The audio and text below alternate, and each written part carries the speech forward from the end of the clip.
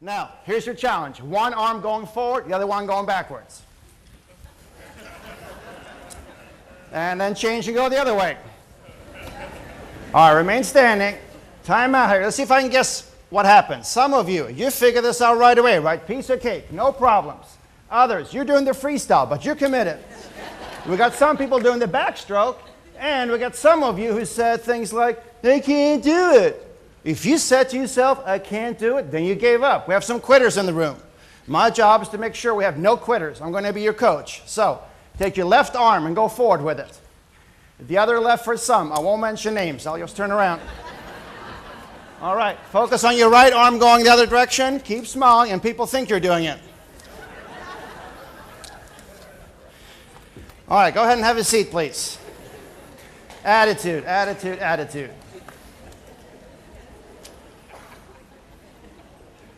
On February 1st, my life as I knew it came to an end.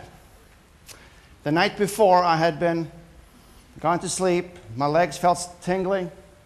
I woke up paralyzed from the chest down.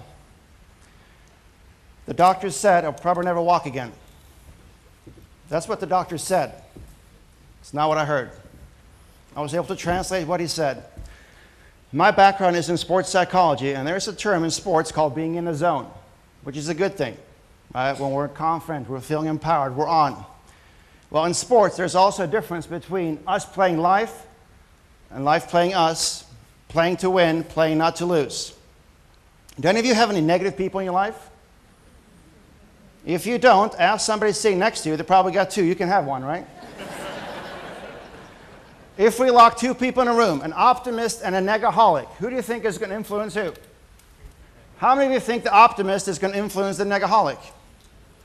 How many of you think the negaholic is going to influence the optimist? I personally believe it depends. It depends upon what? Well, who's more committed? Us positive people, we have great intentions, but those negative people, they're pretty committed. If we ask a negative person to be positive, they'll probably say something like this: I'm positive it's not going to work, right? So the doctor came in and said, Henrik, you're probably never going to walk again. Well, I had a chance to use a lot of the resources, a lot of the tools I've been practicing for the last 20 years. When the doctor gave me that diagnosis, he did not know who he was messing with. How many of you talk to yourself? Anybody ever talk to yourself? And if you're sitting here going, do I talk to myself? You probably do. How many of you answer yourself out loud? Now the big question. Anybody hear voices? That's a different workshop. Well, I had a lot of time on my hands, a lot of time to think. And one thing that was great about this experience is that I had for the last 20 years been cultivating one of my tools, especially. And that's a tool called power phrases. The phrases that I say on a regular basis made me look at this challenge as an opportunity. My goal was never to recover. I didn't want to be back to where I was. I wasn't going to learn anything. I wanted to transform. And rather than me just telling you about this tool, you get to actually experience it today here. So on each table, there should be some yellow cards. Make sure all of you get your copy, please. Now, there's a phrase there, and that's a phrase I've said for 20 years. All right? I can sit here and say this phrase and go, I'm a winner. I expect excellence. I am courageous. I love making decisions. I'm proactive. I play life. I'm ready. Bring it on. My brain will go, that's BS, right? So, rather than me telling you this, you're going to experience this firsthand. In a moment, I'm going to ask you to stand up. And you're going to find a partner in the room here. Here's how you're going to find him or her. You're going to look around the room. When you make eye contact with somebody, if they make eye contact back with you, you're paired up. On the other hand, if you look at somebody and they look away, they just rejected you. This game is called life. Once all of you have been paired up, I may ask if any of you want to upgrade. I know some of you probably do want to upgrade, right? So, but you know what? Rather than you getting to do this by yourself, let's have all of you stand up, please. You're going to find your partner here in a moment. All right, in a moment you're going to find your partner, but I want to play as well.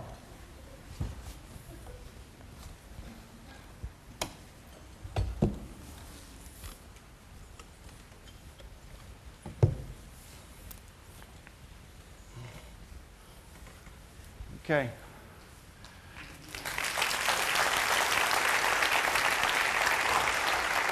So, look around the room, find yourself a partner, make eye contact with them, and then go ahead and stand next to them, please. Take your yellow piece of paper with you.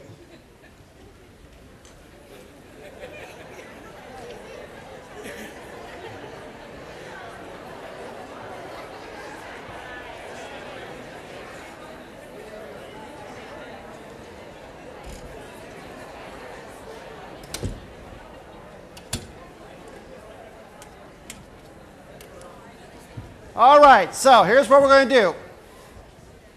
In a moment, I'm going to be saying each one of these lines out loud, and you'll repeat that one first phrase, and then I'll say the next one.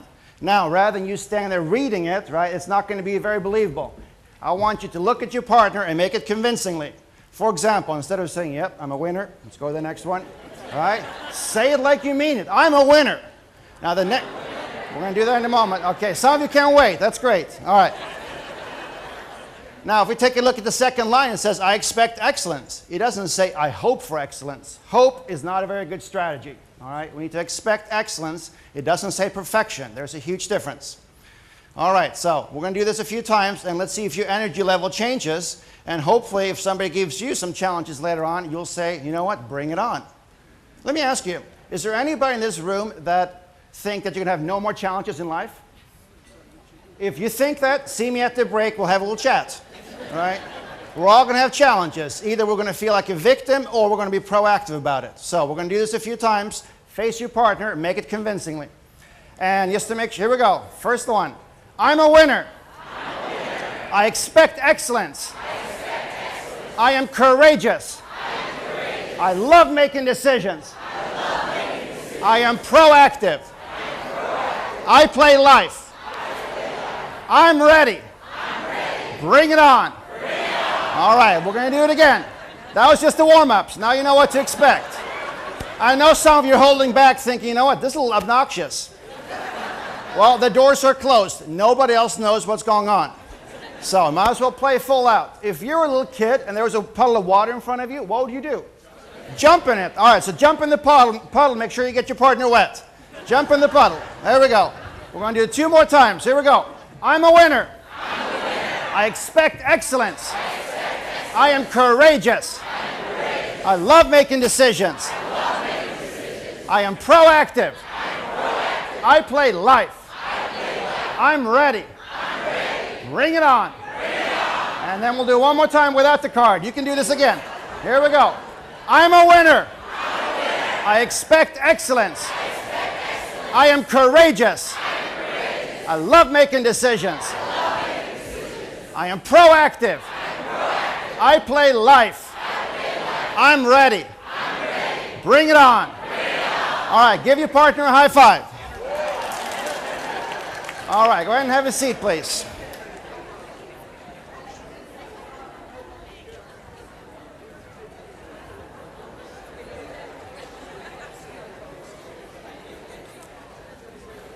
How does that feel? Some of you are saying, hey, I'll have what he's having. Now, how often do we want to do this? Well, we can't wait until we have a challenge. It's way too late. We've got to do it every single day. It's like taking a shower. It wears off, right? We've got it every single day. Do any of you work with some people? Some days they show up, they're really up. Some days they're really down.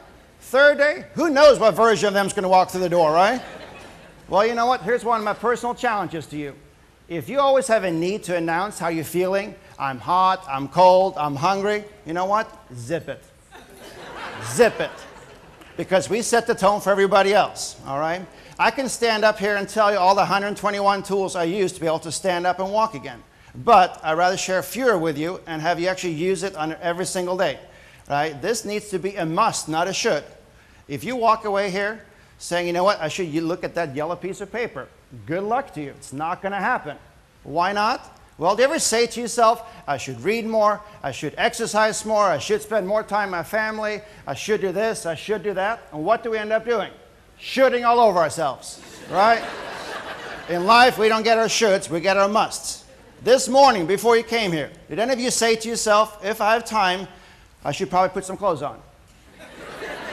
It wasn't a should, it was a must, right? So, Before we can lead anybody else, we have to be able to lead ourselves. Many times in my workshops, people come up to me and they say, Henrik,